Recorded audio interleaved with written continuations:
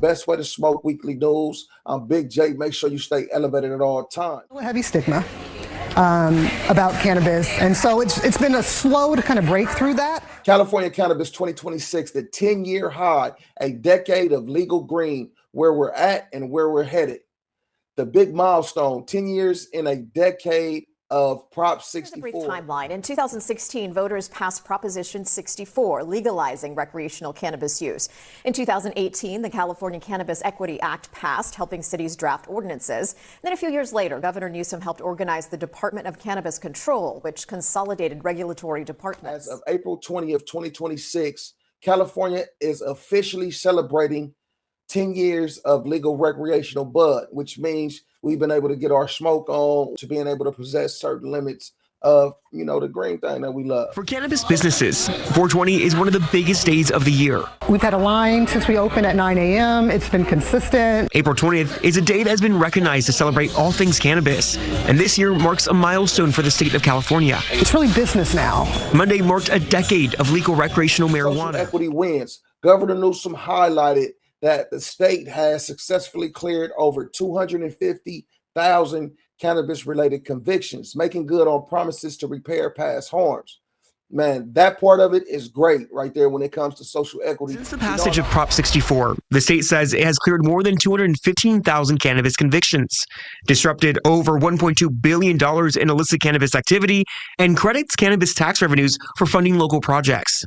Despite some of the hurdles, Maisha says she's optimistic about what comes next, especially the possibility of cannabis consumption lounges in Sacramento. We're trying to appeal to the area we're at, so it's going to be upscale. We're going to appeal to the celebrity, the clientele. We have positioned ourselves very well.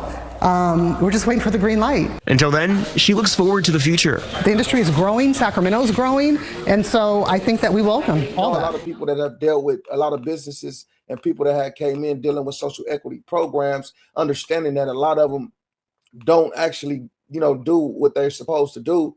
And, it's a lot of businesses that have failed. I think it's tightened up as far as how you run these businesses. She says one of the biggest hurdles has been balancing compliance in a tightly regulated industry while still keeping customers happy. There's been a lot of communication with our city leaders to ensure that, hey, we're doing a good job here.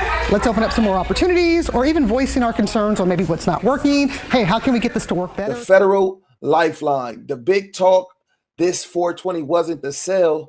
It was the U.S. DOJ's April 2026 order to move medical cannabis to Schedule 3. Retailers like Perfect Union are calling it a potential game changer for businesses. Understand, though, this is just for medical. We have to, keep on letting it be known this is just for medical. So here's some other things that, the cannabis industry has been dealing with as far as with the legal market and the so-called illegal market.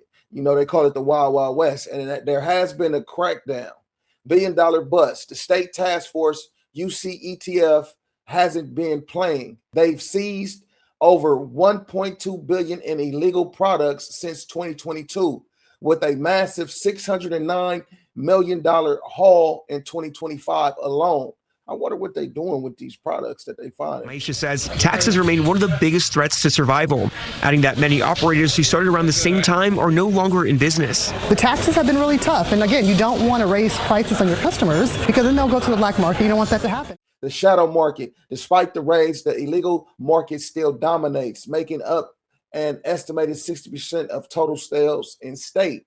That's because the way the legal market is regulated, it allows for eighths to be $60, $65 and stuff like that, though. It makes it an outrageous range that most people aren't used to paying for and don't want to pay for it.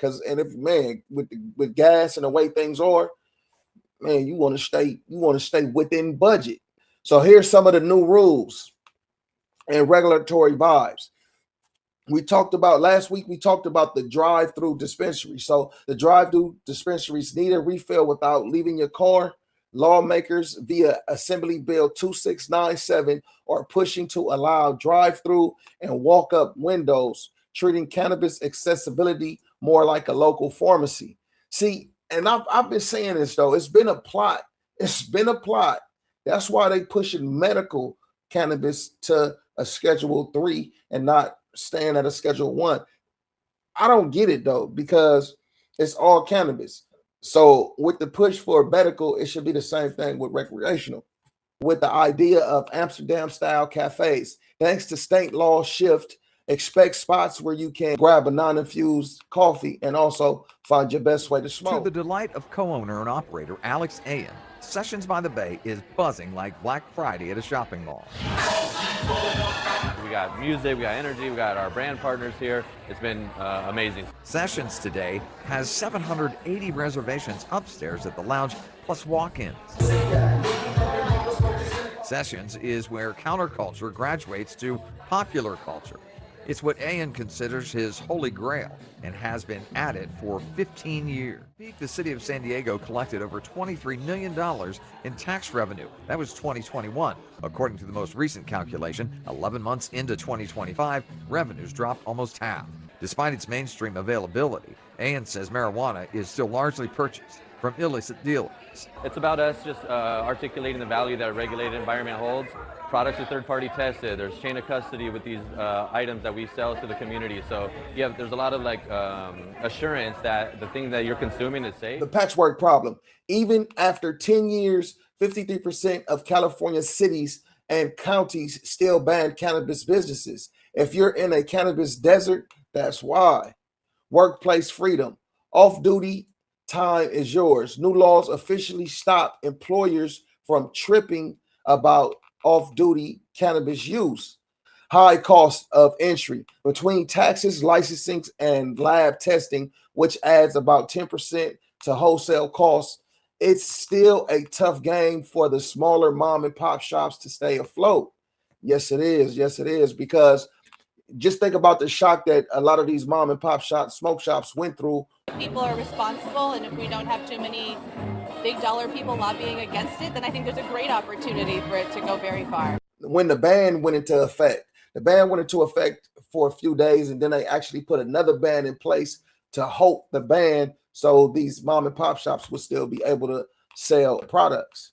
The bottom line, California market is maturing, but it's a battle.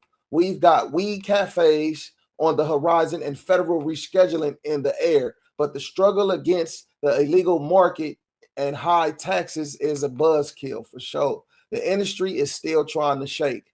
With that being said, though, man, you guys stay tuned and stay tapped in.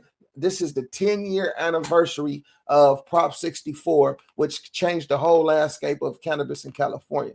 So make sure you guys stay tuned and stay tapped in. Follow us everywhere at Best Way to Smoke, spelled with the number 2. Man, we'll catch you guys next time. Yeah.